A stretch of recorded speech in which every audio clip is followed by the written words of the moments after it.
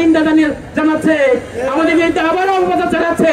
তাদেরকে আমরা শুধু কবির ভাষায় বলে দিতে চাই, উহারা প্রচার করুক হিংসা বিদ্বেষ আর নিন্দাবাদ, আমরা বলিব সাম্য শান্তি এক আল্লাহ জিন্দাবাদ।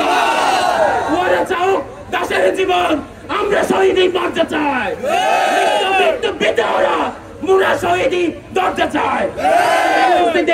ছাত্র শিবির বিরুদ্ধে অপপ্রচার করে লাভ নাই, আমাদেরকে মৃত্যুর ভয় দেখিয়ে লাভ নাই, আমরা শহীদ মৃত্যু খুঁজে বেড়াই।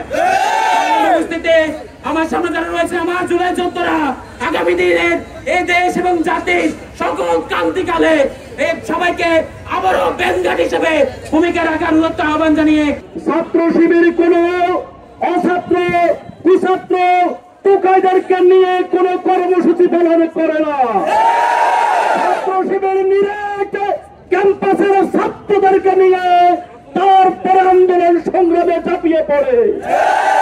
অনেক ছাত্ররাই ছাত্র শিবির করে, যাদের ছাত্রত্ব নেই, যাদের বয়স হয়ে গেছে, যাদের ছেলে মেয়েকে বিয়ে দিয়ে দিয়েছে, তারা ছাত্রদের নেতৃত্বে থাকাটা লজ্জাজনক। আপনারা আজকে কাকে বলছেন গুপ্ত সংগঠন? আপনারা ভুলে গেছেন মাত্র বিপ্লবের 4 দিন আগে ছাত্র শিবিরকে নিষিদ্ধ করেছে ছাত্রলীগ। শুধুমাত্র ছাত্র শিবিরকে যদি ভয় পায়, ছাত্রলীগকে ভয় পেয়েছে, ছাত্র শিবিরকে ভয় পেয়েছে শুধুমাত্র আওয়ামী লীগ। আগামী দিনে যে কোনো বৈষম্য বিরোধী, বৈশাসিকতা, গণতন্ত্র বিরোধী, গণবিরোধী, জনবিরোধী যে কোনো শক্তির বিরুদ্ধে ইসলামী ছাত্র শিবিরেই এদেশের সাধারণ ছাত্র গণমানুষকে নিয়ে প্রতিরোধ গড়ে তুলতে সম্ভব।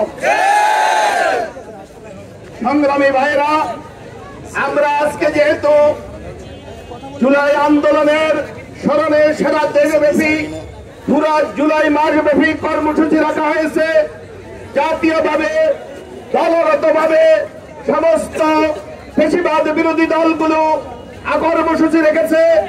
আমরা আজকের এই মঞ্চ থেকে বলবো, আমাদের বাংলাদেশ জামায়াত ইসলামী, বাংলাদেশ ইসলামী ছাত্র শিবির, শ্রমিক কল্যাণ ফেডারেশন সহ সকল সংগঠনের সকল কর্মসূচিতে আপনারা সহযোগিতা করবেন এবং সেখানে ঐক্যবদ্ধ অবস্থান করবেন। সব প্রোগ্রামগুলোকে সফল করে দিয়ে আপনারা ফ্যাসিবাদের মূল্যপাত ঘটাবেন।